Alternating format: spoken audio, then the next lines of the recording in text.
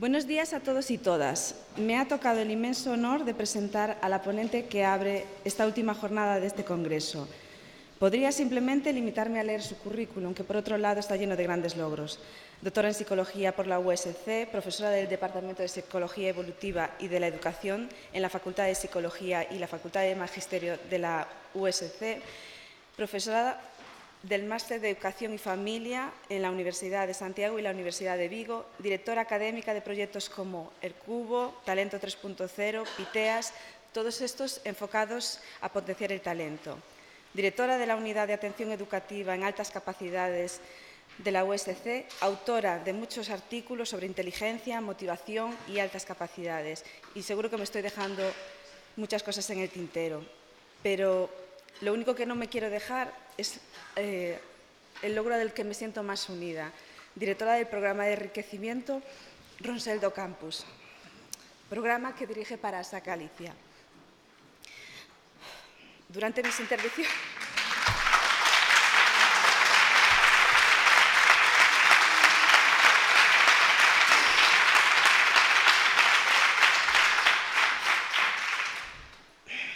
Durante mis intervenciones en este congreso he hablado varias veces de caminos y de puntos de partida, pues Ronsel do Campus ha sido mi punto de partida y el motivo por el que estoy hoy aquí. Hace un poco más de 4 años asumí la presidencia de ASAC Galicia siendo inexperta, miedosa y insegura, que sigo siendo. Y durante este tiempo no sé si he conseguido ayudar a alguien o si he llegado a hacer algo que valga la pena. Supongo que con el tiempo se sabrá. Pero sí he ganado en conocimiento sobre las altas capacidades, sobre el afán de superación y sobre las necesidades que tienen mis hijos. Y todo esto lo he aprendido de Carmen. Muchas horas, muchos cafés, muchas risas, algunas pequeñas y grandes riñas, pero sin duda mucha complicidad.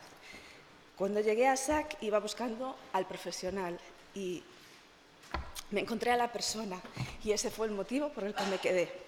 Quizás esta no sea la presentación, desde luego sí la...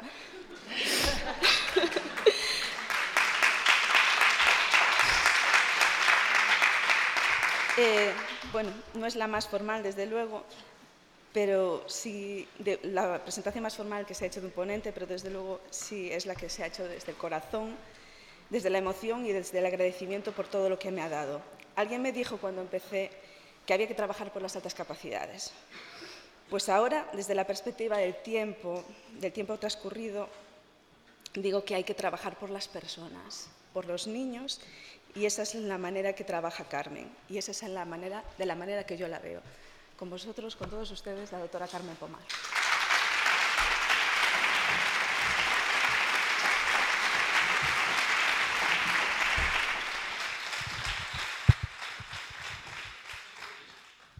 Bueno, y ahora se supone que yo tengo que hablar durante hora y media y sobre algo tan serio como la realidad educativa de estos alumnos y alumnas en el aula. De los 3 anillos de la teoría de Joseph Renzulli, solo me identifico con uno, que es el de la persistencia en la tarea. Creo que algunas de las cosas que dijo Mar tienen que ver con esa característica personal. Y es que soy muy persistente, muy perseverante. Llego incluso al punto un poco obsesivo, ¿no? Como buena persistente en la tarea, normalmente, cuando tengo que hacer una presentación, la reviso una y otra vez, y otra vez, y otra vez, y otra vez. Incluso 20 minutos antes de tener que empezar a hablar, pero esta vez he de confesar que no me di cuenta que también era la presidenta del Comité Científico del Congreso. Entonces cometí el error de elaborar un programa en el que me incluía a mí misma, sin darme cuenta que iba a ser el tercero de 3 días muy intensos de congreso y de muchos meses de trabajo, ¿no? Entonces, en ese sentido, creo que no fui tan perseverante como otras veces, pero espero poder comunicaros, por lo menos, como decía Mar, con mi manera de hacerlo, que es siempre desde el corazón, cómo vemos en la unidad y cómo estamos trabajando en la unidad y cómo contemplo yo la atención educativa de este alumnado en las aulas. Tengo una ventaja. Esto es como cuando entrevistan a un grupo de personas o en las mesas de ayer, por ejemplo, había que intervenir. Es cierto que en las mesas de ayer había unas preguntas sobre la mesa, entonces cierta preparación, pero bueno, siempre el último pues tiene el inconveniente de que ya no puede aportar mucho, pero que tiene la ventaja de que puede refrendar todo lo que se dijo anteriormente, ¿no? Es cierto que en mi foro interno estoy satisfecha por la coherencia que llevamos en las sesiones del Congreso, ¿no? Creo que hay un hilo conductor muy claro y que a pesar de que cada una y cada uno de los que estamos interviniendo venimos pues, de diferentes generaciones, de diferentes ámbitos, de diferentes contextos, creo que todos y todas vamos un poco en la misma línea. Y hay una frase muy tópica y muy típica que es que la unión hace la fuerza, y creo que desde esa unión es desde la que tenemos que trabajar a favor de las altas capacidades, ¿no? Entonces yo podría casi llenar mi presentación con frases, con palabras, con sentencias, con sugerencias, con consejos, con síntesis de todo lo que han dicho en estos días las personas que nos han estado acompañando, especialmente pues de mis maestros, ¿no? Es decir, tengo la suerte de tener a 4 de mis maestros sentados en primera fila y como yo soy perseverante, al menos creo que llevo 20 y tantos años intentando seguir aprendiendo y seguir profundizando en lo que ellos me enseñaron.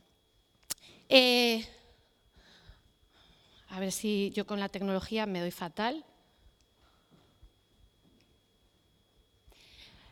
Bueno, el otro día, hace poco más de una semana, inauguramos el curso académico en la Universidad de Santiago de Compostela. Estaba allí el señor rector, que nos acompañó amablemente y prestó toda su disponibilidad para este acto de inauguración. Y es muy curioso porque, bueno, en un principio, cuando yo vi el programa del acto institucional, que es uno de los pocos que todavía tienen ese sabor santiagués, compostelano, y que se ha ido, además, de alguna manera reproduciendo a lo largo de 5 siglos ya de historia de nuestra universidad, pues yo recuerdo que cuando vi el programa y vi que la lección inaugural de este curso la iba a dar un profesor, un catedrático de la Facultad de Farmacia y además iba sobre farmacología, yo pensé, qué lejos me queda esto, ¿no? Bueno, es cierto que en psicología tenemos una parte muy pequeña, y sobre todo yo que tengo formación mucho más educativa y mucho más escolar, pero tenemos una pequeña parte de psicofarmacología, pero a mí todo esto de los fármacos me sonaba como muy denso, ¿no? Pero tengo también la suerte de que cuando voy a algún sitio, si voy, intento extraer el mejor partido que puedo, ¿no? Y en eso refrendo por completo lo que decían, sobre todo ayer en las mesas de la tarde, sobre la falsa diferenciación entre las ciencias y las letras, ¿no? Yo hice ciencias. Los que estabais y las que estabais en la mesa de talento literario, escuchasteis a María Solar diciendo que había hecho ciencias. Yo hice ciencias puras, no era mala estudiante en ciencias puras, pero hice psicología, cursé psicología en un momento en que la carrera tenía un corte mucho más de letras que de ciencias. Hoy en día eso ya ha cambiado, de una manera totalmente radical, pero cuando yo estudié psicología, pues todavía tenía un corte mucho más humanista y tirando más a letras, ¿no? Y entonces, bueno, cuando estaba en la lección inaugural del curso, intenté, porque es lo que digo, si voy a los sitios, intento conectar lo que me están contando con cosas que me competen a mí en mi día a día, tanto laboral como personal, ¿no? Y bueno, pues el profesor, el catedrático de farmacología que nos habló de Hipócrates. Él hizo una increíble síntesis, porque en una hora que tuvo de todo lo que fue la historia de los medicamentos desde que comenzaron, ¿no? Cómo empezaron de una manera pues casi doméstica a lo que hoy en día se llama como el medicamento personalizado, ¿no? Entonces él habló de Hipócrates y habló de que Hipócrates en el siglo IV antes de Cristo, fijaos que está todo inventado, ¿eh? O sea, André, que anda por ahí también, que defiende la filosofía y la formación filosófica y literaria, ¿no? Es decir, tenemos que volver a estos orígenes, todo está inventado, ¿no? Pues Hipócrates en el siglo IV a.C. decía que cuando se examina a un paciente no basta con preguntarse cuál es la enfermedad que padece, sino que es importante analizar cómo es la persona que sufre la enfermedad. Hay que ir a la particularidad de cada paciente. Pues hoy en el siglo XXI estamos todos totalmente, pues yo creo que incluso obsesionados, ¿no? Porque se descubra justamente cuál es la medicación que es más adecuada para cada caso, en cada paciente, en cada ambiente, ¿no? en cada circunstancia, en cada brote de la enfermedad o en cada rama del virus X, ¿no? Y pues cada vez se habla más de los tratamientos personalizados. Esto es además muy común, sobre todo en el tema del cáncer, ¿no? Es decir, no todos los cánceres son iguales, no todos los pacientes soportan de la misma manera los tratamientos y la medicina está muy motivada por trabajar en este ámbito, ¿no? Bueno, pues esto lo decía Hipócrates en el siglo IV. Claro, si traducimos esto a la educación, fijaos, o sea, qué antiguo es este mensaje. Es decir, si traducimos esto a la educación, tenemos que pensar que cuando examinamos a un alumno no basta con preguntarnos cuál es la necesidad que tiene, ¿no? Sino que es importante analizar cómo es el alumno que tiene esa necesidad, ¿vale?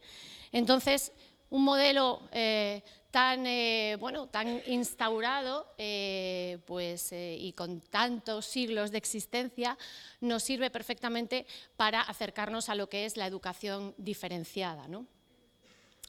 Creo que fui al revés. Sí.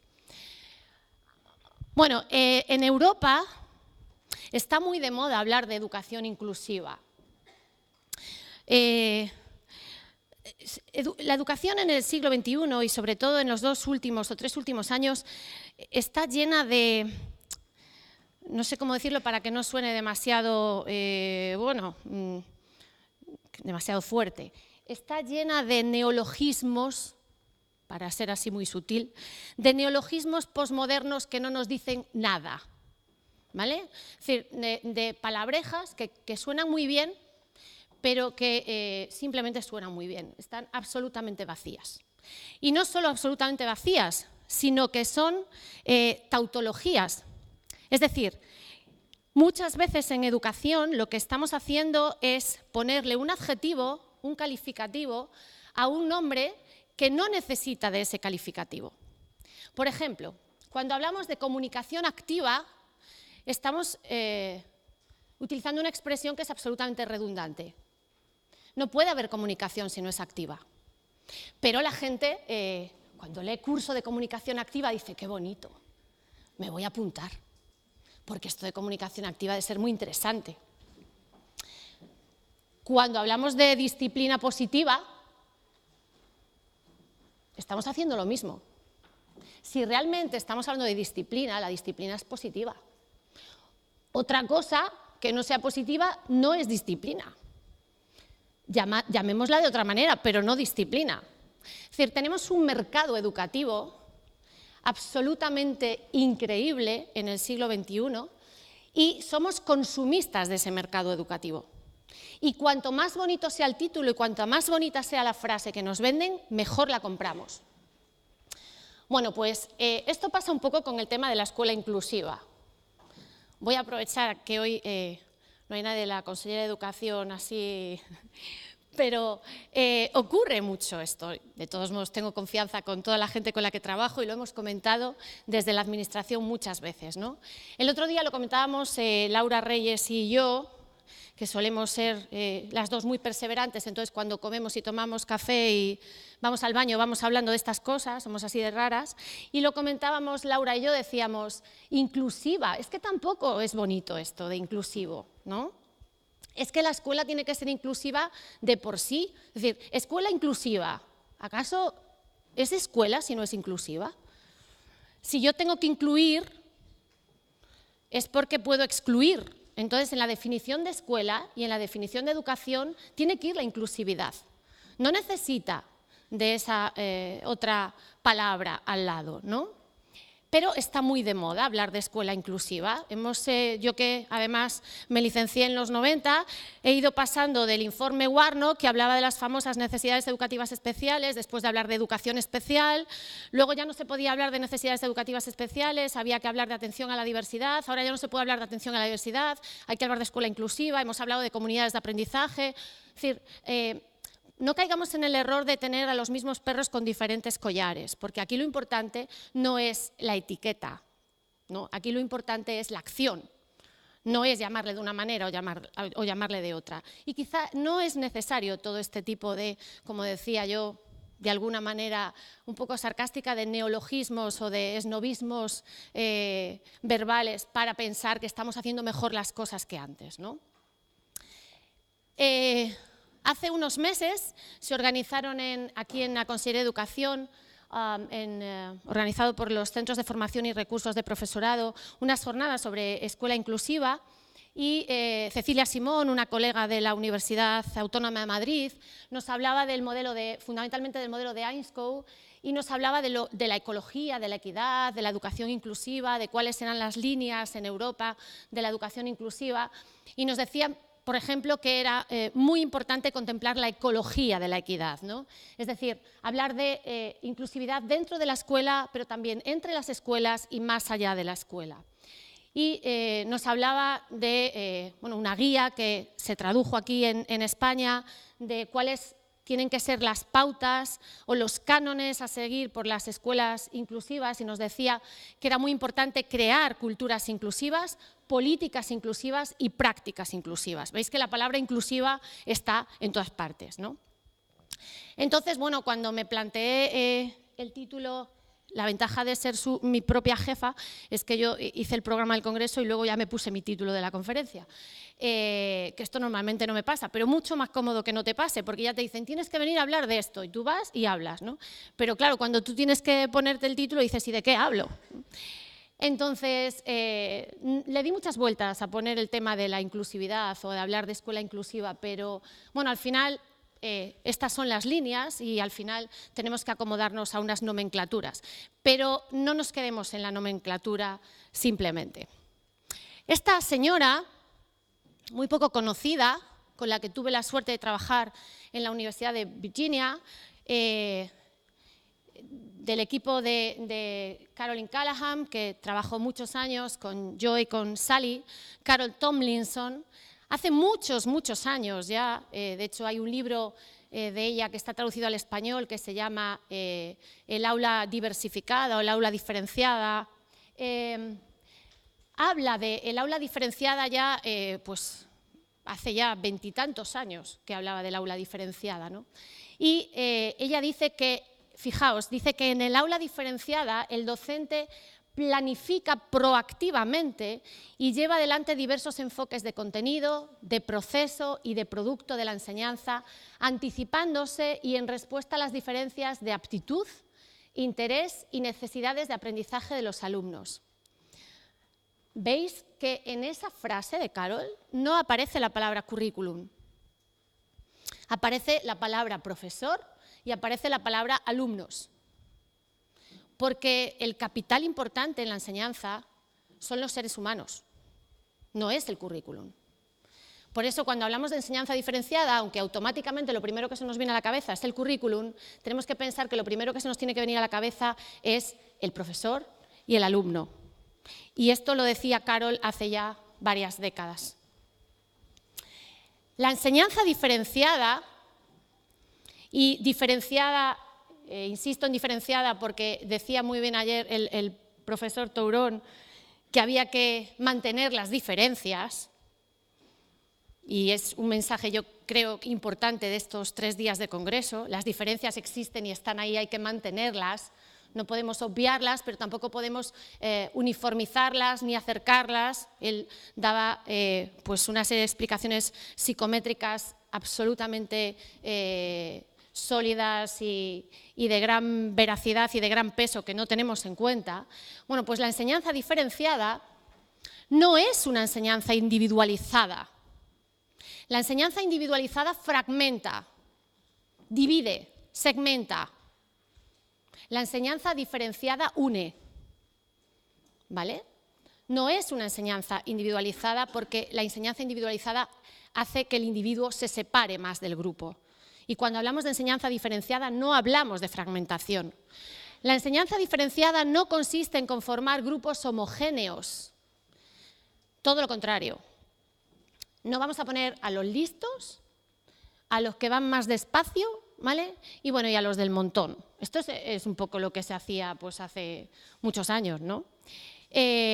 No se trata de hacer grupos homogéneos, porque los listos con los listos, estoy siendo muy vulgar cuando digo esto, los listos con los listos, pues qué bien, ¿no? Y los del medio con los del medio, pues qué bien. Y los que van lentos con los que van lentos, también qué bien. Pero eso no es enseñanza diferenciada. Cuando hacemos enseñanza diferenciada tenemos que atrevernos a hacer grupos flexibles y en donde estén mezcladas las capacidades, no grupos absolutos. Además, la enseñanza diferenciada, cuidado, ojo, no es caótica. Hay mucha gente que tiene absoluto pavor a cualquier tipo de, de pedagogía o de metodología en donde se hable de respetar las diferencias, de formar grupos diferentes, de formar grupos heterogéneos, de mezclar, porque piensa que va a perder un poco el orden del aula, ¿no? Que es decir, se va a desmadrar todo el mundo. La enseñanza diferenciada no es caótica. Si llegáis al caos, no estáis haciendo enseñanza diferenciada. La enseñanza diferenciada no implica desorden, no implica indisciplina, no implica que cada uno haga lo que quiera en el momento que le apetezca. Eso no es enseñanza diferenciada. La enseñanza diferenciada no es tunear, algo que ahora se lleva mucho, y ya se lleva mucho cuando yo era pequeña, porque a mí lo que me hacían era subir la bastilla en los vestidos de mi prima, y entonces me los pasaba a mí, pero yo quería un vestido mío, no quería el de mi prima. Y si además el pantalón del niño pues tenía un agujero aquí, pues mamá le compraba una rodillera, ¿no? Es que es de tu hermano mayor, hijo mío, tienes que aprovecharlo, pero yo te pongo una rodillera molona que ya verás cómo lo... No, pero yo quiero mi pantalón, no quiero el de mi hermano mayor. Bueno, pues eso no es enseñanza diferenciada. La enseñanza diferenciada es comprar la ropa de la talla correcta. Ah, es que le voy a comprar estos tenis que son 3 números más grandes para que le duren 3 años. Y los niños van al colegio con los tenis llenos de algodones en las puntas, para que no le llegue ahí el dedo, ¿no? Y claro, además es que esto no funciona, porque a los 4 meses ya los ha destrozado. ¿Qué más da que le compres 4 números más si no van a durar los 3 años, ¿vale? Entonces, la enseñanza diferenciada no es tunear, no es, bueno, pues nada, esto que estoy usando para este otro, pues lo modifico un poco, le pongo unos retales por el medio, ¿no? Lo coso de este lado, y bueno, pues como el brazo lo tiene más corto, eso no es enseñanza diferenciada. El niño, la niña, el adolescente, el joven, tiene el derecho a tener su propia talla en la educación. Por tanto, ¿cuáles son las características? Hemos dicho lo que no es enseñanza diferenciada, pero ¿qué es o cómo es la enseñanza diferenciada? La enseñanza diferenciada, en primer lugar, es proactiva, por eso cansa, ¿vale? Porque es dinámica, es creativa, es anticipadora. La gente que me ha escuchado más de una vez y la gente que trabaja en mi entorno sabe que yo soy muy crítica con bastantes cosas, o por lo menos con algunas cosas, pero mucho. Pero con una de las cosas que soy crítica es con todos los programas ad hoc Ad hoc es un término que usamos mucho en psicología, que quiere decir los programas que se diseñan, se escriben, se plantean, ¿vale?, para una actuación determinada en un momento determinado, con un grupo determinado. No soy nada partidaria de los programas ad hoc que hay sobre muchas cosas en educación en este momento. Pues, por ejemplo, educación emocional. Yo doy clase de educación emocional aquí en la universidad, tengo pues casi 170 alumnos, es una optativa, yo le digo a la decana, yo creo que una optativa con 160 debería ser ya troncal, pero siguen siendo 160 en una optativa. Y siempre les digo el primer día de clase, yo no creo en la educación emocional, entonces me miran así como, pues estamos apañados porque nos toca 4 meses, ¿no? No creo en la educación emocional tal y como está en este momento establecida. No creo en que tú los lunes por la mañana de 9 a 10 hagas educación emocional con los niños. Eso no tiene ningún sentido. Tienes que hacer educación emocional de 9 a 10, de 10 a 11, de 11 a 12, de 12 a 1, ¿vale? Todo el día tienes que hacer educación emocional. Porque claro, luego hay un conflicto en el aula y tú no sabes resolverlo. Y dices, a ver si la semana que viene, estás a martes, a ver si la semana que viene el lunes que tenemos educación emocional, a ver si a las 9 resolvemos el conflicto. Eso no funciona. Pues esto pasa con la educación emocional, con las inteligencias múltiples. Va un poco todo en la línea de lo del mercantilismo educativo, ¿eh? Entonces compramos materiales, compramos programas, compramos cuentos, compramos... Vamos a ver. Hombre, yo evidentemente sí soy psicóloga infantil, pero independientemente de esto, como madre, no necesito un cuento todas las noches de una editorial para trabajar con mis hijos, o con mi hija en este caso, la tristeza. No necesito que una señora me haga un cuento para trabajar la tristeza. La tristeza se trabaja sobre la marcha. Porque cuando la niña está triste no le puedes decir, ¡ay, que no he comprado el cuento de fulanita de la tristeza! Solo tenemos el de la valentía y el del orgullo. Espera, a ver si compro el de la tristeza. Entonces, ¿somos madres y padres con libros de instrucciones, con material? O sea, no entiendo muy bien. Vamos haciendo nosotros también el curso, tenemos el blog el pack de los libros a principio de curso. Y digo, este año no me ha tocado, cariño, a ver si el año que viene... No, eso es absurdo. Tiene que ser todo muchísimo más fluido, tiene que ser todo muchísimo más espontáneo, ¿no?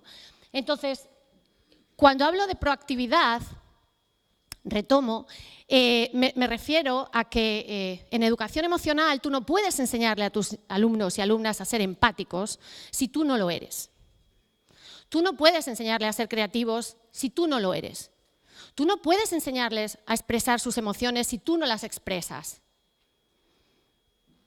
Tú no puedes enseñarles a trabajar con distintas inteligencias si tú no trabajas tus inteligencias. Tú no puedes descubrir sus talentos si tú no descubres tus propios talentos. No puedes trabajar sus fortalezas si tú no sabes cuáles son tus puntos fuertes. Eso es proactividad. La proactividad es muy importante para la enseñanza diferenciada. Tiene que ser una enseñanza dinámica, creativa, anticipadora y, como decía antes, cansada. Pero si no estás cansado, por la noche haz una especie de examen de conciencia a ver qué haces en el cole o en el instituto. Cualitativa. Se trata de trabajos diferentes, no más trabajos.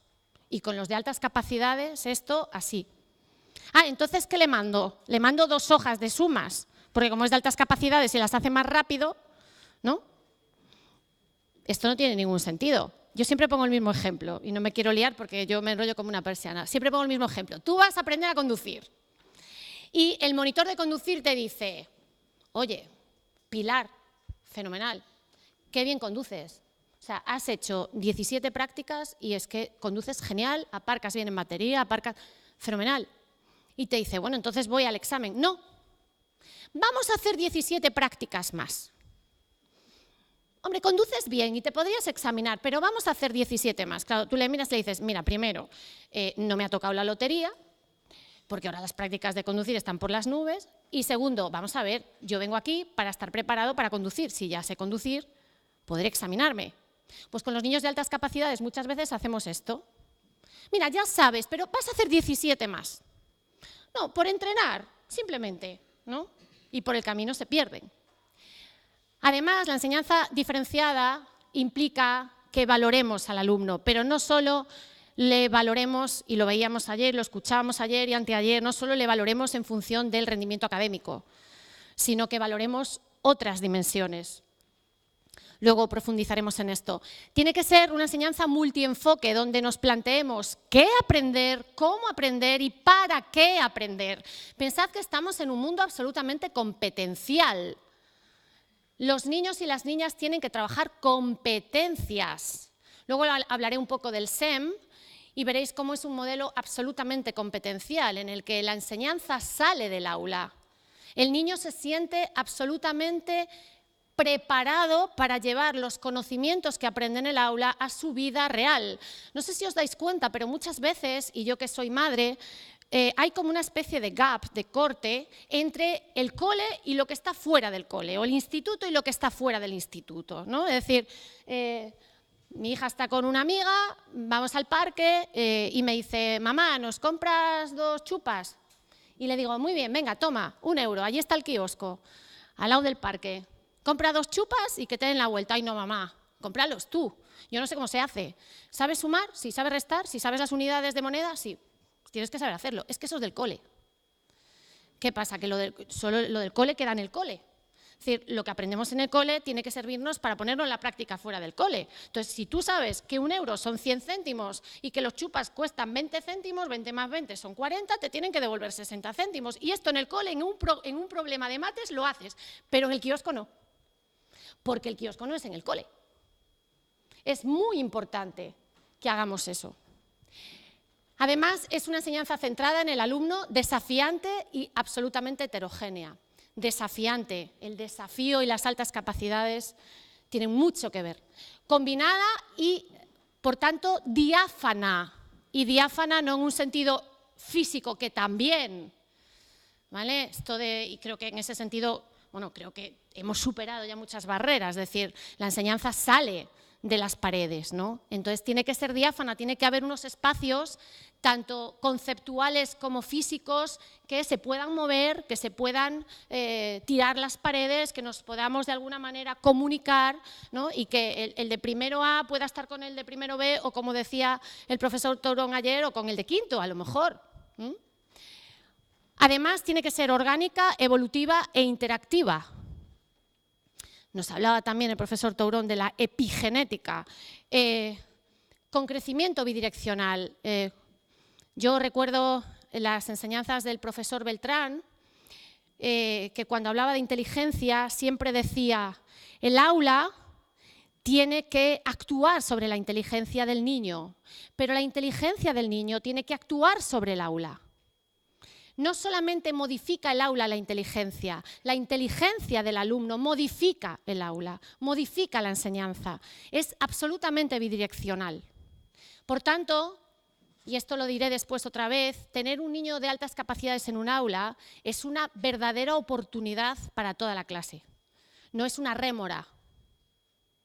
Y tenemos que empezar a pensar así, que tenemos una suerte tremenda si tenemos un alumno o una alumna de altas capacidades. ¿Vale? No es un estorbo para el aula, no es un estorbo para el profesor, es una oportunidad de aprendizaje y es una oportunidad de modificar y optimizar la inteligencia del profesorado y de los alumnos. Dice nuestro profesor Renzulli que las verdaderas diferenciaciones requieren que observemos todas las características de los alumnos, además del nivel de logro. Es muy importante que hagamos esto. ¿Y por qué? Pues porque la diversidad y, por tanto, eso que llamamos aula inclusiva está jugando con no solo logros, sino talentos, destrezas, intereses, pero también con destrezas del profesorado, con tiempos del profesorado, con recursos y, por tanto, cuando adaptamos, cuando diferenciamos, estamos trabajando con un currículum regular, pero que nos permite conocer las necesidades académicas de todos y todas los alumnos del aula. No somos dispensadores del conocimiento. No somos dispensadores de conocimiento. No somos ese botecito que está en los baños de los sitios donde hacemos así y sacamos dosis y las dosis son siempre iguales. Es decir, si quieres mucho jabón tienes que darle 5 veces. Y si quieren menos, una vez. Y los niños ya le dan a casi todo el bote y entonces ya llenan todo de espuma y se lo pasan bomba, ¿no? Mi hija lo primero que hace cuando vamos a un hotel es ver si hay dispensadores de jabón. Y entonces, bueno, como haya dispensadores de jabón, o sea, aquello no se acaba nunca. Es decir, el aclarado es eterno. No somos dispensadores de jabón. Somos organizadores de oportunidades de aprendizaje. Ah, amiga, eso es mucho más complicado. Pero es que el papel del docente es un papel mucho más importante y mucho más relevante y tiene mucha más responsabilidad, porque nosotros no dispensamos lo que el currículum nos va dando, nosotros organizamos las oportunidades que queremos en nuestros alumnos para que aprendan. Y eso es muy importante a la hora de atender a las necesidades de las altas capacidades. Bueno, ya sé que Javier después me dirá que los estilos de aprendizaje no existen. Yo es que hice mi tesis sobre estilos de aprendizaje, es que tuvimos una conversación el otro día, y como digo que no creo mucho en los neologismos y en los cambios de terminología, como decimos en Galicia, chámalle como queiras. Vale, chámalle como queiras, pero está claro que, como dice el profesor Stenberg, tenemos unas maneras de pensar diferentes los seres humanos. Cada uno piensa y se enfrenta a las tareas de pensamiento de un modo distinto. Y cuando esas tareas de pensamiento están contextualizadas en un aula, ¿verdad?, tenemos que llamarle de alguna manera. Entonces, aunque haya estudios que digan que no existen los estilos de aprendizaje, por tanto invalidan mi tesis, que no estaba plagiada, pero está invalidada porque no existen los estilos de aprendizaje, pues ahora que está... Realmente el otro día lo comentábamos incluso con el rector, ¿no? Decíamos, bueno, la universidad va a tener que levantarse un poco casi en armas, porque yo creo que ya, esto es un paréntesis, ¿no?, pero yo creo que ya la gente empieza a mofarse de cosas que para los que realmente trabajamos, y tenemos ahí a la decana de matemáticas, son muy serias. Estamos empezando a tener un país un poco de pandereta y claro, nos están tocando a personas que nos estamos dedicando a la investigación y a la docencia y a muchas más cosas con seriedad, ¿no? Este es un paréntesis, ¿vale? Es una publi personal. Vale, personal gremial, no personal mía. Pero efectivamente los niños y las niñas tienen sus estilos de aprendizaje, sus estilos de expresión, sus intereses, sus habilidades, y esto va a influir muchísimo en su motivación y en su rendimiento. Pensad que si el proceso motivacional es el proceso clave en la enseñanza y en el aprendizaje, diría yo que más en el aprendizaje, pero también en la enseñanza, porque el profesor también debe estar motivado, todavía es más importante en el alumnado con altas capacidades, porque cuando un alumno con altas capacidades fracasa en el colegio, no fracasa por falta de capacidades, fracasa normalmente por falta de motivación. Por tanto, podemos enumerar muchísimas características de los alumnos, pero cuando hablamos de niños y niñas, adolescentes, jóvenes con altas capacidades en el aula, no hablamos de un CI. Hablamos de aptitudes, de habilidades, de logros, de trayectorias, de cultura, de desarrollo afectivo, de esfuerzo, de estilos, de actitudes, de intereses, de estilos en general, de aprendizaje o de pensamiento, de autorregulación, de independencia. Hablamos de muchísimas cosas, ¿no? Estas son dos viñetas que normalmente ponen yo y Sally, sobre todo Sally, alguna vez. En la primera, que es muy conocida, es la curva normal y el grado de aburrimiento que van teniendo los niños en función de dónde se sitúan en la curva normal, ¿no?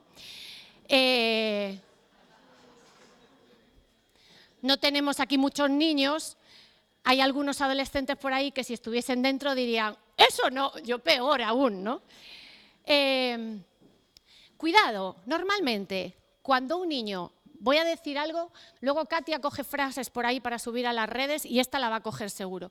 Voy a decir algo que no os va a dejar indiferentes, a lo mejor no os gusta lo que voy a decir, pero bueno, lo voy a decir. Soy así. Cuando un niño de altas capacidades se aburre en el aula, es porque el profesor o la profesora que le da clase también se aburre dando clase. Es la primera vez que lo digo, pero me ha quedado bonito.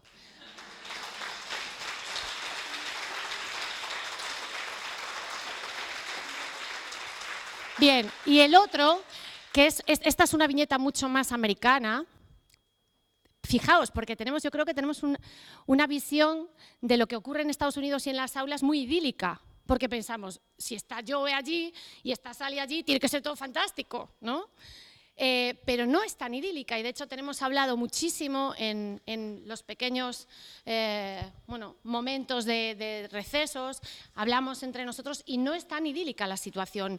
El otro día lo comentábamos también con Laura, ¿no?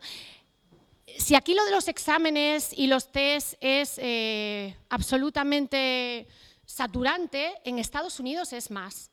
De hecho, en esta viñeta dice algo así como, ¿pero este qué test es? ¿Es el test del test de ayer o es el test que nos van a hacer la semana que viene por el test del test que hicimos cuando hicimos el test, ¿no? Es decir, los exámenes muchas veces en Estados Unidos son un poco como las pruebas que se hacen aquí de nivel en tercero de primaria, por ejemplo, ¿no? Es decir, vienen prefabricados, como las casas, vienen prefabricados y a los alumnos se les pasan esos tests para ver el nivel, pero no los elabora el profesor, vienen ya de imprenta, ¿vale? Entonces es mucho más complicado todavía el tema de los test. Bueno, entonces el currículum, claro, tiene que tener en cuenta pues, esos estilos, esos intereses, esas habilidades para conseguir primero esto. Si conseguimos esto, conseguimos el logro elevado. El logro elevado es una consecuencia de la motivación y el compromiso. El logro no es un fin en sí mismo, ¿vale? Necesitamos que el fin sea que los alumnos estén comprometidos, que estén motivados. Si los alumnos están motivados y comprometidos, entonces tendrán logro. Pero el logro no es nuestro objetivo. Nuestro objetivo es que ellos mismos se den cuenta de que vale la pena ese logro. Y esto es muy importante en las altas capacidades. Necesitamos, por tanto, que a cada uno le corresponda su talla. No podemos utilizar una talla, la misma talla para todos, porque hay diferentes niveles de reto, hay diferentes niveles de asistencia, hay diferentes niveles de agrupamiento, hay diferentes niveles de ambientes de aprendizaje. Es decir, las necesidades que los alumnos tienen de ser más o menos retados, más o menos ayudados, las necesidades que tienen de trabajar más o menos en grupo, las necesidades que tienen de tener un ambiente u otro de aprendizaje son distintas. Por tanto, no le podemos poner el mismo número de zapato a todos. Cada uno es diferente y los mejores y las mejores docentes son los que saben responder a estas diferencias. Saber matemáticas obviamente es imprescindible para enseñar matemáticas. Saber cómo se enseñan las matemáticas todavía es más imprescindible que saber matemáticas. Pero saber cómo diferenciar las clases de matemáticas en función de las diferencias entre el alumnado todavía es más importante que lo anterior. Lo importante en un diagnóstico médico no es solo que el médico sepa de medicina, no es solo que el médico esté puesto en las últimas investigaciones y descubrimientos sobre las enfermedades. Es que, como decíamos, sepa decirle a cada paciente lo que necesita, porque a lo mejor el diagnóstico es el mismo, pero las necesidades, las circunstancias y la respuesta al tratamiento no tiene absolutamente nada que ver. Susana tiene un nivel de lectura superior, 2 cursos a lo que les corresponde, a lo que le corresponden. Intereses fuertes en lenguas extranjeras y en novelas de misterio. Le gusta la escritura creativa, como a Xosé Carlos Carracedo. Los que no estuvisteis en la mesa de talento literario no disfrutasteis de él, pero los demás sí. Y disfruta siendo un líder, ¿vale? También un poco como Xosé Carlos. Él es un líder made in Galicia, es Galicia calidade, pero es un líder. Vale, pues esta es Susana. Luego volveremos a Susana, ¿eh? Bueno, pues mi mentor, Joseph Renzulli, es muy conocido por su teoría de los 3 anillos y es muy conocido, junto con Sally Reyes, por haber diseñado, creado, implantado, desarrollado el modelo de enriquecimiento curricular que estamos desarrollando, implantando también en Galicia, pero se conoce mucho menos de él esta teoría de la diferenciación curricular. ¿Cuáles son las 5 dimensiones de la diferenciación? Bueno, en la anterior tenemos el original en inglés, diferenciación de contenido, diferenciación de la instrucción, diferenciación de la organización del aula, diferenciación de los productos y el punto 5, que es el más importante, que dice, tú tienes el poder para diferenciar. Contenido. Nosotros podemos añadir más profundidad al currículum. ¿Por qué no? Luego os hablaré un poco del SEM. El SEM añade más profundidad al currículum. El modelo de enriquecimiento curricular añade más profundidad al currículum. No es más cantidad. No son más cosas. Es ahondar en el mismo tema, pero a niveles más profundos. Y eso el currículum permite hacerlo. De hecho, lo estamos haciendo en 11 centros de toda Galicia y hay mucho profesorado que está demandando formación en profundización curricular. Yo siempre pone el mismo ejemplo. Siempre dice que el currículum es como el pavo. Ellos comen mucho pavo, sobre todo en fiestas especiales como Acción de Gracias, ¿no? Entonces dice, el currículum es como el pavo. Yo probé a poner el ejemplo con empanada, pero no funciona igual, ¿vale? Yo intento claro, adaptarme, pero no funciona. Si os hablo de empanada, no lo vais a ver, y si os hablo de pavo, lo veis. Entonces, el currículum es como el pavo, ¿sí? La carne de pavo es muy seca. Entonces yo puedo comer el pavo asado, lo meto al horno, le echo un chorrito de aceite, un chorrito de limón, un chorrito de... pongo un poco de... lo que quieras, y lo como. Y está bueno, pero es seca. Es una carne seca y es una carne muy, muy magra, ¿no? Es decir, no tiene mucho juguillo, ¿no? Pero puedo rellenar el pavo. Bueno, hay verdaderas maestras y verdaderos maestros, y desde que todos estos programas de cocina se han puesto de moda, hay verdaderos maestros en rellenar el pavo. No hay centro educativo escolar que no haya hecho un Masterchef ya a estas alturas, ¿no? Es decir, en todos los coles se hace Masterchef. Bueno, pues relleno el pavo y lo puedo rellenar con dulce o con salado. Puedo ponerle puré de manzana, ciruelas pasas, ¿no? O puedo ponerle, pues eso, a lo mejor algo con más toque salado, ¿no? O incluso picante. Claro, es el mismo pavo, la materia prima es similar, pero no es lo mismo comer el pavo relleno que comerlo sin rellenar. Nos huele mejor, sabe mejor, a la vista es mucho más estético, es mucho más colorista, y cuando vemos aquel pavo relleno decimos, qué bueno tiene que estar esto. El currículum es el pavo, salvando las diferencias. Y así, a palo seco, a veces es un poco, ¿no? Pero yo le puedo meter relleno. Claro, hombre, te tienes que pasar unas horas en la cocina rellenando el pavo. Y normalmente luego hay que atarlo con una cuerda y estas cosas, ¿no? Claro, da más trabajo.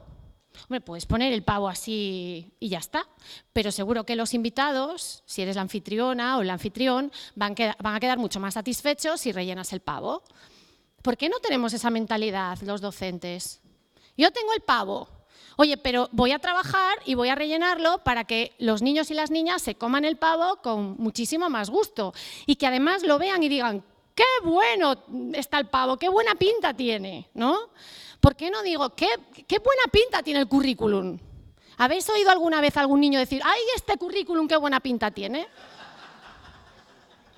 ¡Qué bien huele! ¿Cómo huele a currículum? ¡Qué guay! ¿No? Porque lo tenemos demonizado. Los propios profesores deberíamos decir, ¡qué buena pinta tiene este currículum! Pero tampoco lo hacemos. El mensaje subliminal que le pasamos a los alumnos es, ¡oh, el pavo!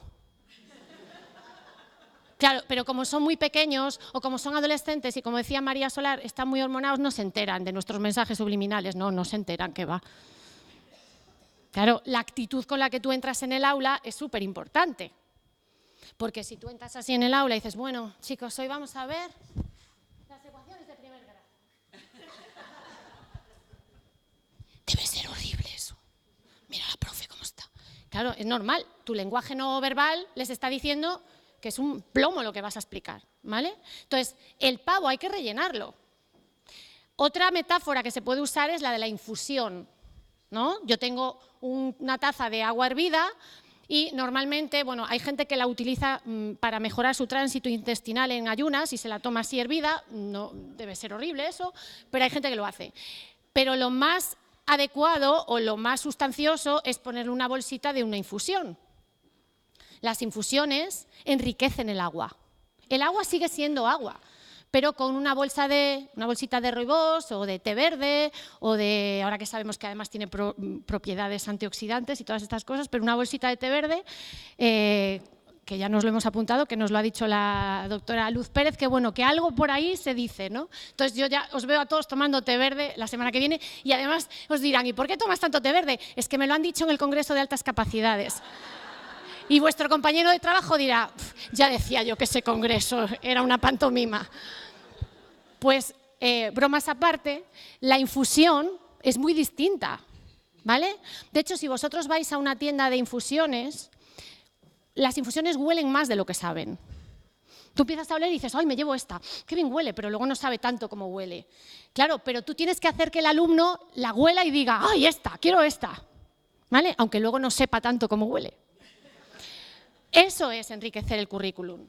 Vale, pues hay que añadir más profundidad al currículum centrándonos en estructuras de conocimiento, en principios básicos, en cuáles son los conceptos funcionales, es decir, los que van a servir, los que tienen proyección competencial, en métodos de investigación, en disciplinas particulares. ¿Por qué no utilizamos, luego os hablaré de esto, métodos de investigación de otras disciplinas, ¿no? Ayer hablaban en la mesa de ciencia y bueno, hablaban de los laboratorios, de las posibilidades de investigar en laboratorios, hablaban un poco de los recursos de los laboratorios, pero recordad que también nos decían, y había 5 científicos allí, que nos decían que se puede experimentar sin tener un laboratorio, pero se puede usar el método científico sin tener un laboratorio. ¿Y por qué los niños hacen en casa los experimentos del hormiguero y no hacen los del cole?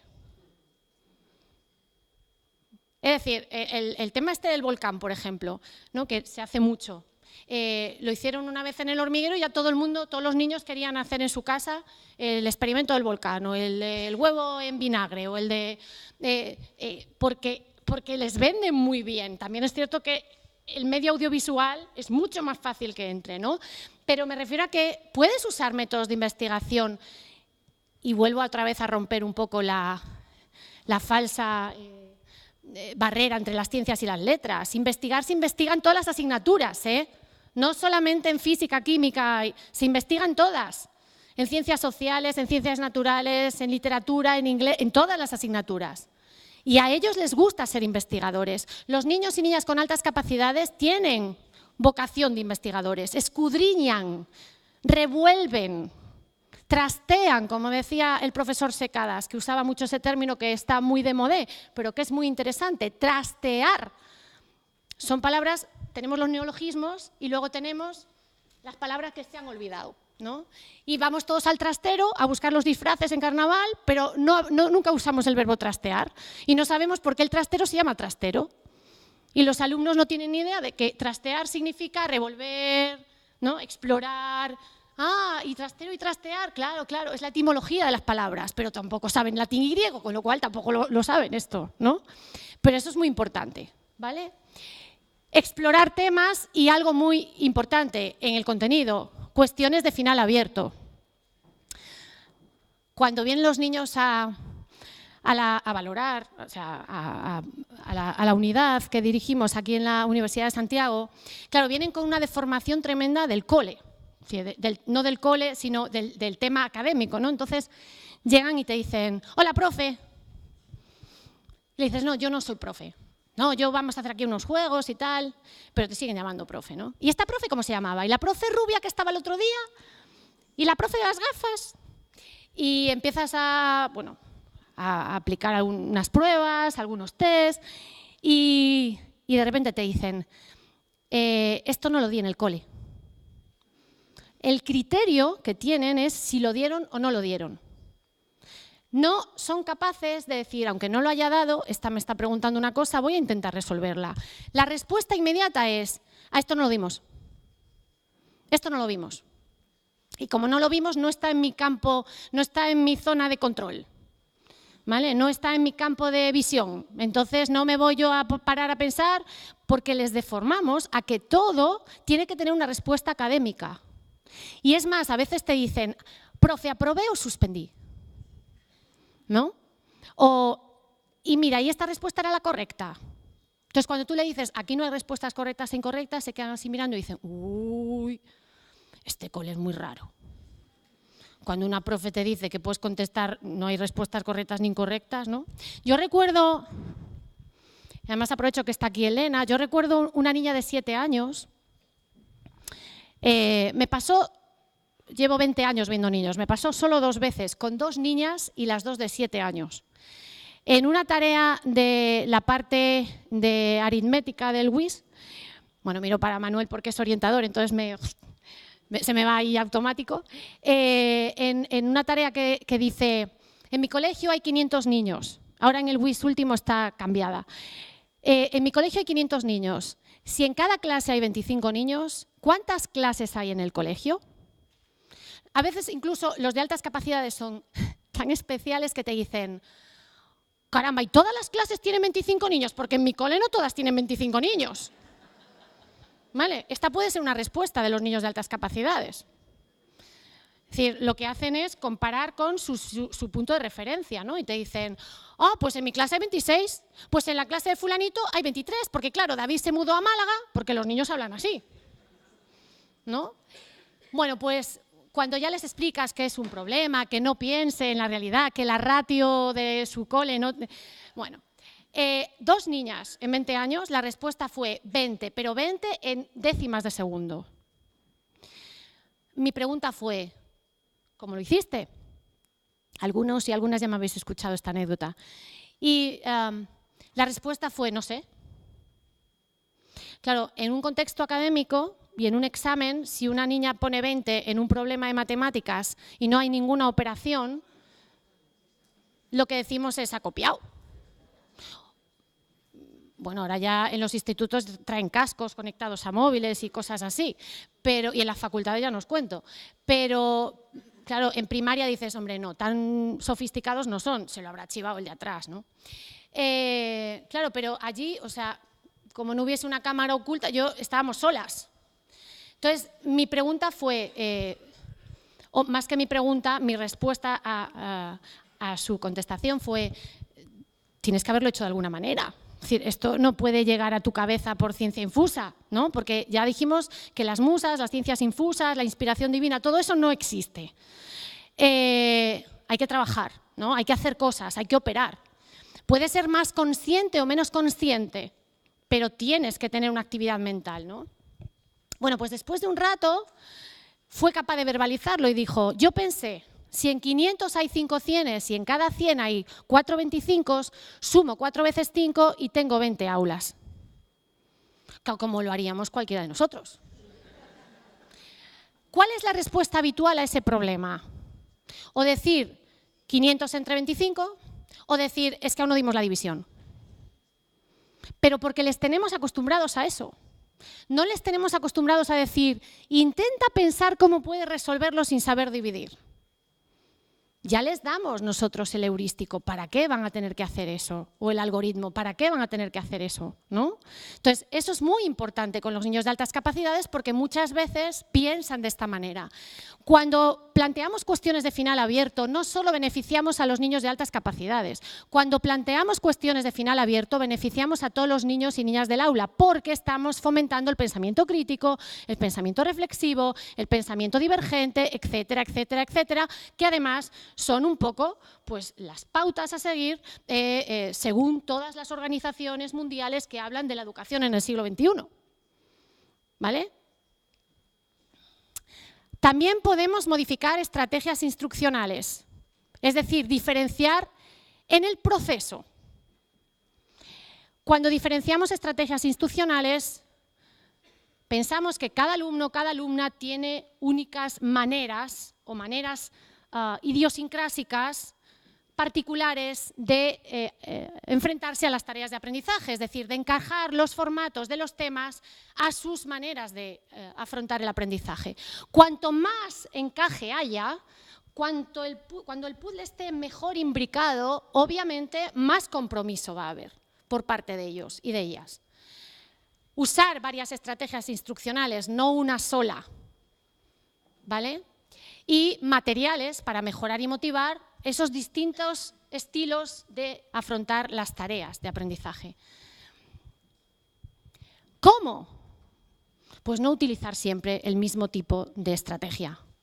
Podemos hacer discusiones, simulaciones, usar las nuevas tecnologías. Creo que cada vez se hace más esto. Y no lo creo, sino que lo veo porque trabajo con muchos centros de educación infantil, primaria, secundaria, bachillerato de Galicia. Proyectos, trabajos en grupo, trabajos individuales, es decir, modificar constantemente la manera que tenemos de enfrentarnos a las tareas de aprendizaje. No siempre la misma y que no sea siempre esperada. Lo que más funciona a veces es romper el juego, como en los partidos de tenis. Cuando ellos están esperando que tú llegues a clase y reproduzcas lo que haces todos los martes a las 11, no les estás rompiendo el juego. Saben por dónde le vas a enviar la bola. Esto pasa mucho también en la educación parental, de los papás y las mamás. Saben perfectamente por dónde les vamos a mandar la bola. Pero si hasta cronometran el tiempo que tardamos en decirles que se lave los dientes. Bueno, le quedan 5 minutos, ya está subiendo el tono de voz, me quedan 2. O los que tenéis hijos mayores, apaga el ordenador, ven a cenar, ¿no? Deja el videojuego ya, ven. Ellos saben perfectamente que van a esperar hasta el último segundo o la última milésima de segundo porque siempre tenéis el mismo tiempo de reacción y siempre utilizáis las mismas frases y el mismo tono. Fulanito, ven a cenar. Bueno, aún me quedan 20 minutos. Desde el fulanito ven a cenar, madre mía, pues voy a acabar la partida. Más le dice a los colegas, es el primer aviso, nos quedan 20 minutos. Pues en el aula hacemos lo mismo. Estamos siempre reproduciendo el mismo patrón, con lo cual cumplimos sus expectativas. Por tanto, entonces lo que tenemos que hacer es modificar. Y os digo una cosa, es más cansado, pero es muchísimo más divertido, muchísimo más satisfactorio y muchísimo más creativo. ¿Qué podemos hacer para proporcionar material más interesante, para desafiar y comprometer al alumnado con altas capacidades? Bueno, la idea es un poco dedicar tiempo, y así lo apunta el profesor Renzulli, a identificar los mejores recursos para ayudar. Y ahora pensabais que iba a decir a los alumnos, no, a los profesores, a diferenciarse para satisfacer las necesidades de los alumnos. No hay diferenciación de los alumnos si no hay diferenciación de los profesores. No hay educación emocional de los alumnos si no hay educación emocional de los profesores. No hay inteligencias múltiples o trabajo por inteligencias múltiples en los alumnos si no hay trabajo en los profesores. No hay... Y podéis poner ahí cualquier otro tipo de metodología, recurso, estrategia, modelo. Es decir, tenéis que ser vosotras y vosotros los que entendáis y es como una especie de es decir, no es implicación, es más que implicación. Es decir, es un poco lo que dicen mis profes SEM, que están allí, estuvieron en la mesa de profesores y profesoras, siempre dicen... cuando comienzas a trabajar el SEM y lo haces bien, llega un momento en el que el SEM te invade y ya no eres capaz de trabajar de otra manera. No, cuando fluye por sí mismo, cuando no necesitas por la mañana decir, a ver, ¿cómo era esto que nos dijo Carmen Pomar? Sí, diferenciar. Bueno, entonces voy a coger aquí. Cuando no necesitas hacer eso, cuando ya ves que en el día a día te va saliendo, entonces es cuando realmente estás haciendo una auténtica diferenciación. Claro, el sueño, tener experiencias de aprendizaje diferenciadas para todos los niños, en todas las clases, en la escuela y fuera de la escuela. ¿Cómo? Bueno, pues una manera de hacerlo es usando el SEM. Estos son los creadores, los diseñadores y los padres. El SEM tiene padre y madre, son los padres del SEM, el profesor Renzulli y la profesora Sally Reyes. Este es el SEM adaptado a nuestro contexto educativo. El SEM no es una estrategia, no es una herramienta, no es un recurso, no es una metodología. El otro día leía en un congreso que se va a celebrar en breve por aquí, por Galicia, un trabajo que se presenta que decía la metodología SEM, y digo, va a ser que la persona que va a hablar de la metodología SEM tiene que entender primero que el SEM no es una metodología. No es una metodología. El SEM es un plan organizativo y como es un plan organizativo, está más allá de la metodología. Y como os decía antes, la gente que empieza a hacer SEM no es capaz de trabajar de otra manera. El SEM es como una especie de contenedor. Y en ese contenedor cabe todo, pero con un orden. Cuando yo voy a los centros escolares en Galicia a hablar del SEM, y hay aquí docentes, cuando llego, lo primero que intento es convencerles de que no les voy a mandar trabajar más. Porque, bueno, es cierto que, y hay aquí asesores de los CFRs que están en equipo trabajando con nosotros, hacen una labor encomiable y ya me voy cansando de hablar. Y cuando yo llego, sé que tienen muchísimos programas, que tenéis muchísimos programas de formación y que llega uno y os habla de pues el Canvas, que ya está pasado un poco de moda, pero bueno, que vais acumulando cosas en la mochila, que si educación emocional, que si inteligencias múltiples, que si aprendizaje cooperativo, que si... Bueno, llega un momento, ¿no? Que si PNL, que si... Llega un momento que estáis saturadísimos. Claro, el problema es que lo que hacéis es acumular. Es decir, tenéis una perspectiva de suma, de adición, es decir, vais sumando cosas. Esto más esto, más esto, más esto, más esto, ¿no? Pero el SEM lo que permite es meter todos esos recursos en una mochila y organizarla. Cuando nosotros vamos de viaje, normalmente, sobre todo cuando nos vamos, es decir, cuando partimos hacia el destino, como tenemos, bueno, algunos tenéis tiempo, o a veces tenemos tiempo, la maleta va genial, ¿no? Porque todo dobladito, todo en su sitio, todo organizado, la bolsita de las zapatillas, tal, no sé qué. Cuando volvemos del viaje, a mí ya me tiene pasado que me he tenido que sentar encima de la maleta, ¿no? Y ya no os digo nada si volamos con algunas compañías. Es decir, ¿por qué? Porque no hemos ordenado. Entonces, tenemos las mismas cosas, pero al no ordenarlas nos caben menos. Es decir, saturan la maleta, la rompen, ¿no? Bueno, pues con el SEM ocurre esto. El SEM es un poco, bueno, a los que sois de mi generación todavía os suena, cuando hablo a gente más joven no les puedo decir esto porque ya casi ni les suena, es como el Tetris, el Minecraft, ¿vale? Es decir, el Tetris lo que hace es encajar. ¿Os acordáis del Tetris, no? Bueno, pues lo que hace el SEM es encajar las piezas, de tal manera que si tú las encajas y no están sueltas y les das un hilo conductor, evidentemente el SEM te facilita las cosas, no es una cosa a mayores. El SEM tiene esta representación y se basa en 3 dimensiones. Las estructuras escolares, los recursos para su implantación y los componentes de servicio. La parte real que aporta el SEM es fundamentalmente esta parte, ¿sí? Las estructuras escolares y los recursos para la implantación vienen dados, están en los centros ya. Y yo cuando llego a un centro a trabajar SEM y la gente que está trabajando SEM en las escuelas no tiene que comprar nada, ni que cambiar el centro, ni que contratar a nadie, no. Es decir, tú partes de la realidad del centro.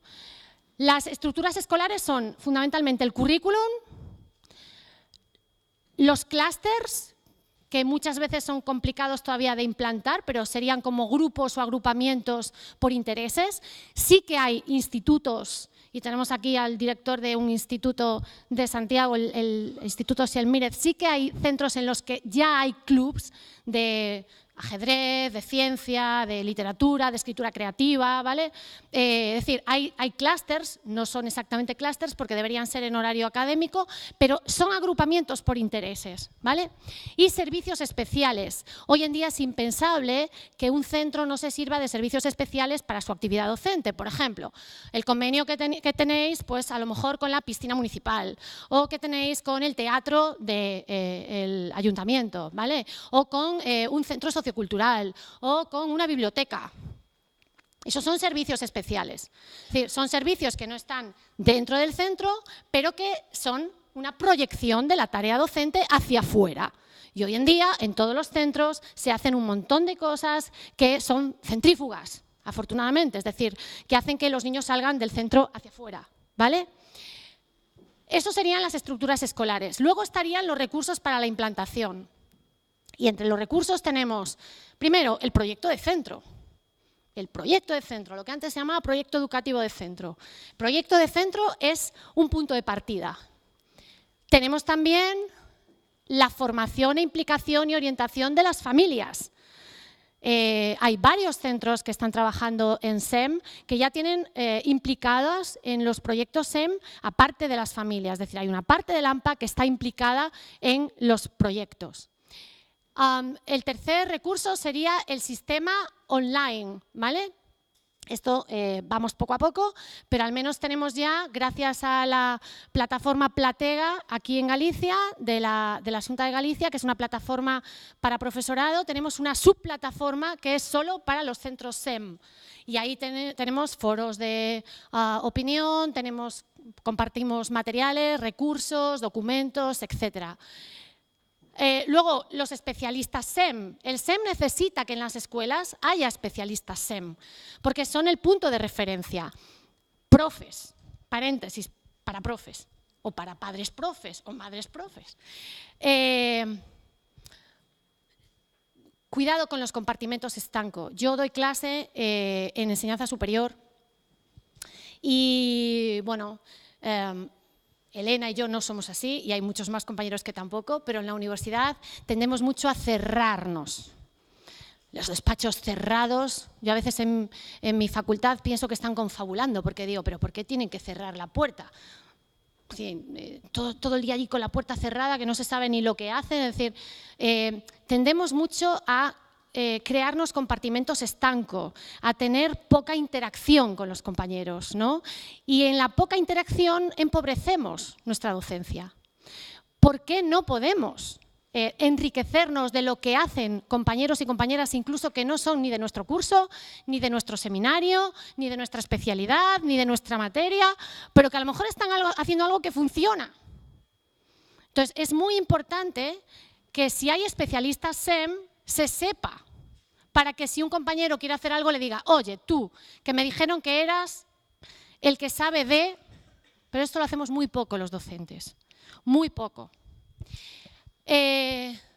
Materiales, recursos curriculares que tiene el centro, modelo de desarrollo profesional, algo en lo que alguna persona de las que está aquí sentada y yo tenemos mucho empeño, y es que haya un modelo de desarrollo profesional docente, es decir, que cada docente tenga su perfil profesional, ¿vale? Es decir, que sea un profesor o una profesora que sea especializada en aprendizaje cooperativo o en técnicas de análisis de laboratorio.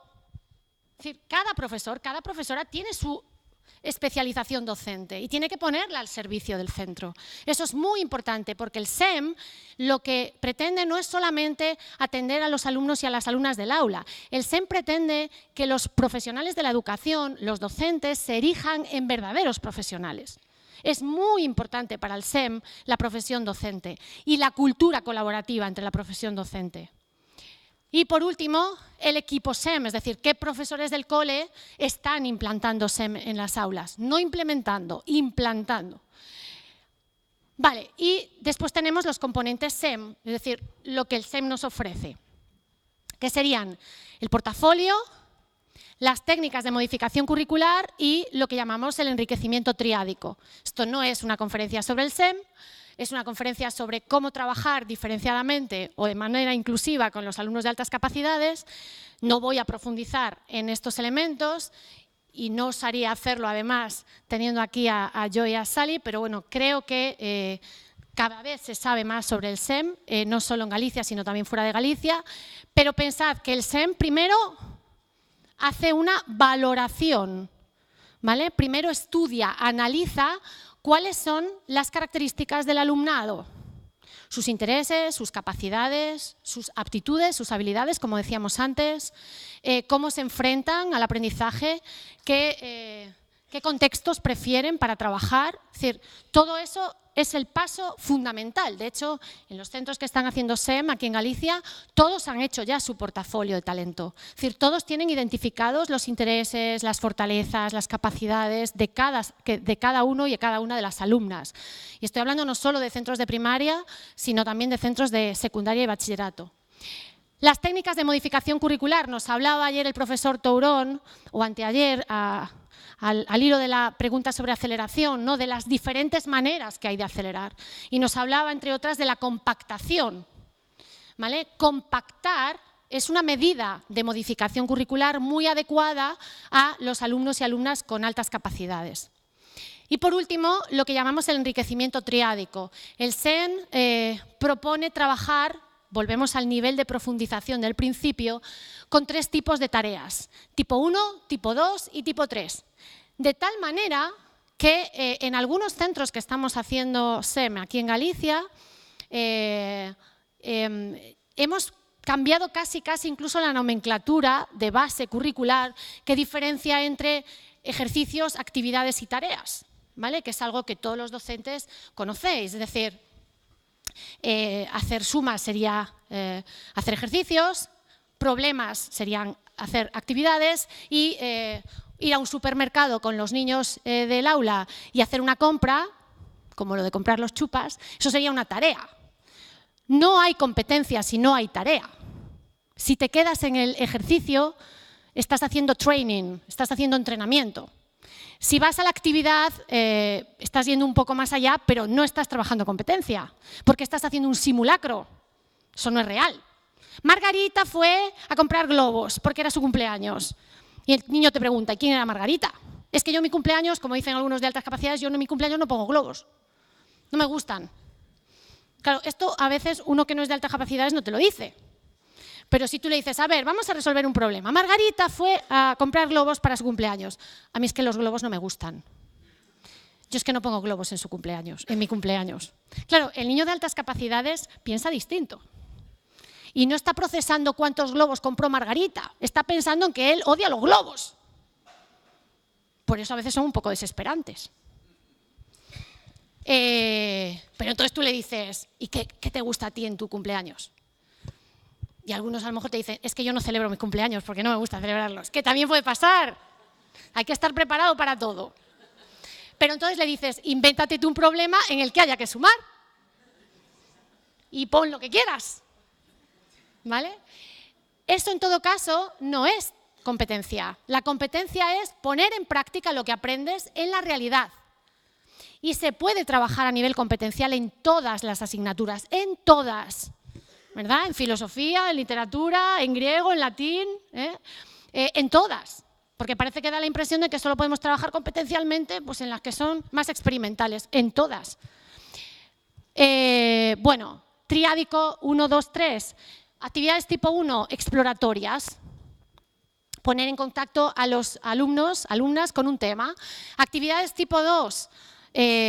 ¿Recordáis la taxonomía de objetivos de Bloom? Los que sois profes, ¿no? Bueno, pues es que, como decía en mi presentación del profesor Renzulli, es la persona que aplica el más común de los sentidos, que es el sentido común. Es decir, es realmente al final, como decíamos antes, la brillantez de este modelo es haber sido capaz de darle estructura y forma y practicidad, ¿vale? Proyección práctica o pragmática a determinado tipo de cosas que ya sabemos, pero que no nos damos cuenta hasta que no las vemos. Bueno, pues las tipo 2 serían esas destrezas cognitivas, afectivas, destrezas de todo tipo que los niños tienen que poner en práctica a lo largo del curso. Y por último, las tipo 3 tienen que ver con los productos, es decir, con el final del proyecto. Y ese final del proyecto, ese producto, tiene que tener características muy especiales, muy específicas, que son audiencia real y proyección real. Muchas de las cosas que hacéis en el aula se quedan en el aula. Muchas de las cosas que hacéis en el aula se quedan en el curso. Muchas de las cosas que hacéis en el aula se quedan en el ciclo o en la etapa y muchas cosas se quedan en el centro. ¿Vale? Estoy viendo ahí a María en el Instituto de Carballo.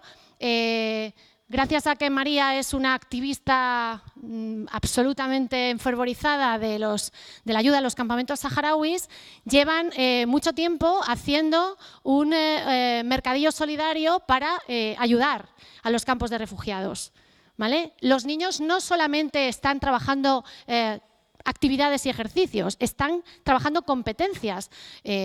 No tenemos tiempo para que os cuente en detalle, ni que María suba aquí a contarlo, pero realmente están viendo que cosas que son del currículum puro y duro se han enriquecido. Y el nivel de compromiso, ¿verdad?, y el nivel de motivación no tiene absolutamente nada que ver. Avanzo porque, si no, además, como hoy vamos muy justos de tiempo. El aula, organizar a los alumnos en grupos de intereses, complementarios, en fortalezas, complementarias, no homogéneas. Esto desencadenará la colaboración. Viajes de campo, invitados especiales, biblioteca, laboratorio, todo lo que estáis haciendo en muchos centros, pero probablemente lo hacéis de una manera deslavazada, como de una manera inconexa, ¿no? Es decir, hoy viene un escritor, porque es el Día de las Letras Gallegas, y viene un escritor a hablarnos de su obra, ¿no?, o de la obra del homenajeado ese día. Pero se queda en un acto de las letras gallegas. No es el principio, no es el inicio de un proyecto longitudinal. No es SEM, no es tipo 1, porque no tiene continuidad. Utilizar Internet para ayudar también a diferenciar dentro del aula. Producto, mejorar la calidad y el disfrute del trabajo de los alumnos, proporcionar opciones basadas en sus intereses, mejorar las habilidades de comunicación del alumno y de la alumna, múltiples modos de expresión y productos que se relacionen con los objetivos curriculares, pero que sean reales, que tengan proyección, que tengan dimensionalidad real. ¿Cuáles son los productos? Pueden ser escritos, orales, visuales, dramatizaciones, tecnológicos, pueden ser proyectos de grupo, ¿vale? Pueden ser proyectos musicales. Es decir, hay muchos tipos de productos, ¿no? No siempre tenemos que hacer lo mismo. Y es más, es muy importante pensar que en clase de mates podemos hacer música y que el proyecto de mates puede ser musical y que en clase de música podemos hacer mates. En realidad es que no es porque esté aquí Elena, pero las matemáticas están en todas partes. El mundo es pura matemática, ¿no? Es decir, el hecho de aislarnos en compartimentos no genera nada. Es que la inteligencia corporal no la puedo... Claro, es que yo no soy profe de educación física. El cuerpo solo se usa en educación física. Cuando no estamos en educación física no usamos el cuerpo. Los niños no son corpóreos. Es que, claro, yo no puedo hacer plástica porque yo no soy profe de plástica. Soy profe de una cosa mucho más importante, de lengua y literatura. Claro, no hago plástica en mi clase. No sabía yo que la expresión artística y plástica estaba reñida con la literatura.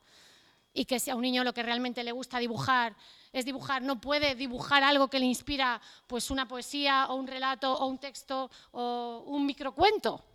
No lo entiendo. ¿Vale? Entonces, es muy importante tener eso en cuenta. Pero lo más importante de los 5 pasos de diferenciación, el elemento más importante eres tú. Tú, docente. ¿Por qué? Porque tú tienes el poder. El poder no lo tiene la ley. Estáis equivocados. El poder no lo tiene el currículum. El poder no lo tienen los recursos.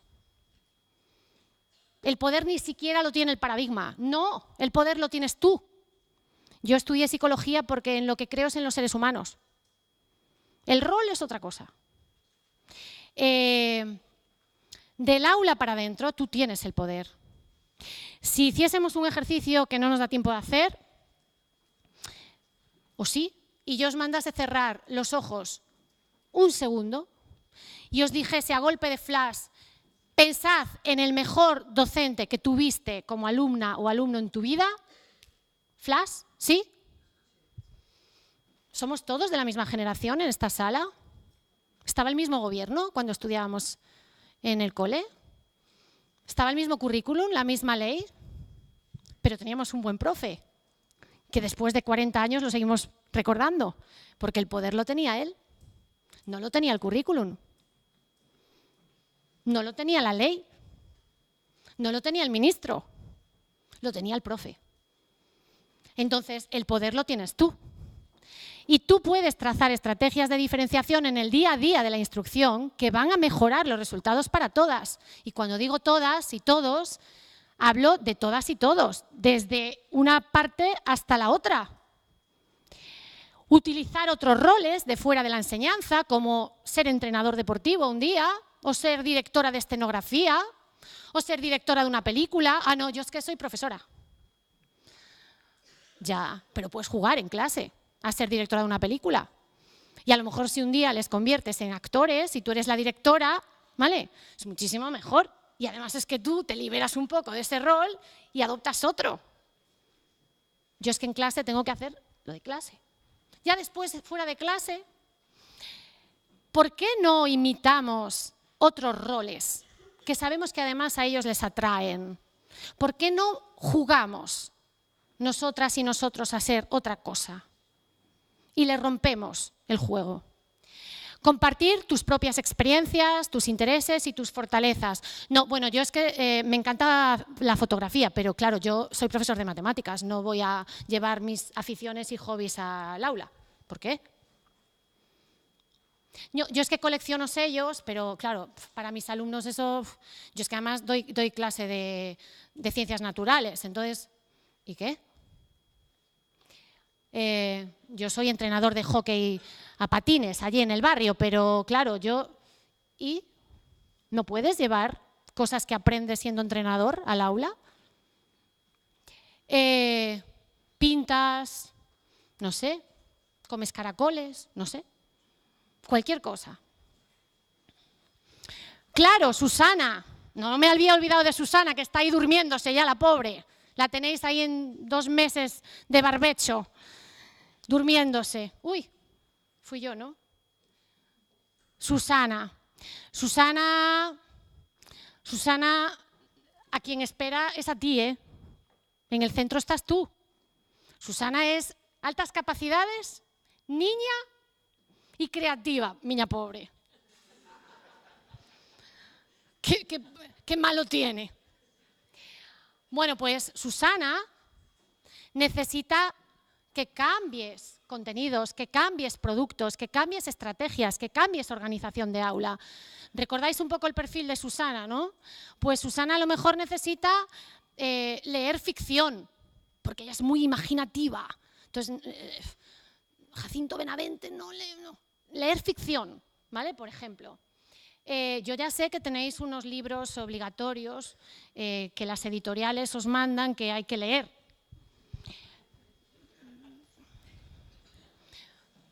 Pero bueno, no sé, ayer creo que fue en la mesa de talento científico que poníamos encima de la mesa, creo que era Jacobe el que decía, yo nunca acabo el programa y nunca ha venido nadie a decirme, oiga usted, fuera del sistema, no acaba usted el programa, fuera. ¿Vale? Yo es cierto que en la universidad también tenemos cierta libertad en ese sentido, pero cada año voy poniendo menos temas en el programa, ¿no? Entonces este año en la presentación les dije, tenemos 3 temas y me dicen, ¿eh? ¡Qué poquito! Y digo, no, soy realista. Yo quiero que aprendáis estos 3 temas, pero que los aprendáis bien. Entonces, lecturas de ficción. ¿Por qué no dejar a los niños a veces que lean lo que les apetece? Pensad que todos hemos sido marcados negativamente con la literatura en algún momento de nuestra vida. O sea, yo escritores que odiaba, luego empecé a amarlos y adorarlos porque nadie me obligaba a leerlos, ¿no? Entonces hay cosas de referencia que hay que leer, pero tengamos un poco de flexibilidad. Ver juegos, programas de aprendizaje, trabajar en idiomas, eso es lo que le gustaba a Susana. Trabajos en grupo con Susana como líder, también algunos trabajos individuales, lectura, escritura, usar tecnología, ordenadores o iPads, hacer trabajos de campo, ir mucho a la biblioteca, tener algún invitado especial que sabemos que a Susana le va a enganchar, o invitada en este caso. Va a hablar ahora Sally de los modelos, que son muy importantes, sobre todo en las altas capacidades femeninas. Y bueno, pues como productos tendremos cosas escritas o actuaciones o intervenciones en debate. Esto es lo que le gusta a Susana. Pero en el centro de Susana estás tú. Susana no espera los otros 4 puntos, esos son los que tú utilizas para enganchar a Susana, pero Susana te espera a ti. Susana confía en ti. ¿Por qué cuando los niños empiezan el cole, la autoridad de la maestra es incluso no, muy superior a la de la madre o el padre? Mi hija me dice a veces, mamá, la profe dice que es así, tú no me vales. La profe manda más que yo. Y eso es fantástico. Porque yo tengo que mandar en si come las lentejas o no las come. Pero en otras cosas no tengo que mandar. Yo no llamo a la profe de mi hija para decirle, oye, mira, es que ha desayunado fatal esta mañana. ¿Qué tendré que hacer mañana para que desayune mejor? Porque me dirá, yo qué sé, eso es tu problema, no es mío. ¿Vale? Entonces, al César lo que es del César y a Dios lo que es de Dios. Entonces, yo no le voy a decir a la profe lo que tiene que hacer, pero es que fijaos, cuando los niños empiezan en el cole, infantil y primeros años de primaria, la profe es lo que para los adolescentes es un jugador de fútbol. Mi hija el año pasado no empapeló su habitación con fotos de su profe porque no pudo. Bueno, hasta hay personas aquí de su cole, yo hubo momentos que estaba celosa. Decía, chica, es que la quiero, la amo, mamá, la amo. Y ponía corazones, te amo, profe. Yo decía, no sé, voy a ir a hablar con la profe a decirle, mira, ¿qué haces? O sea, ¿les das una pastilla o algo? ¿No? Eso se va perdiendo con el tiempo. Y es una pena. Porque el centro eres tú. Ellos te esperan a ti. Y los niños de altas capacidades te esperan a ti. Y quieren que tú les respetes, respondas y les entiendas. Y para entenderles a veces no hace falta saber SEM. Simplemente hace falta ser empático, ser sensible, ser receptivo, ser optimista, ser positivo y algo fundamental, pensar que es una suerte tener un alumno o una alumna de altas capacidades en el aula, que eso os puede pasar una vez, 2 o 3 en la vida, pero cuando os pasa es una gran suerte. Y como no tengo más tiempo, lo voy a dejar aquí. Así que aprovechad esa suerte.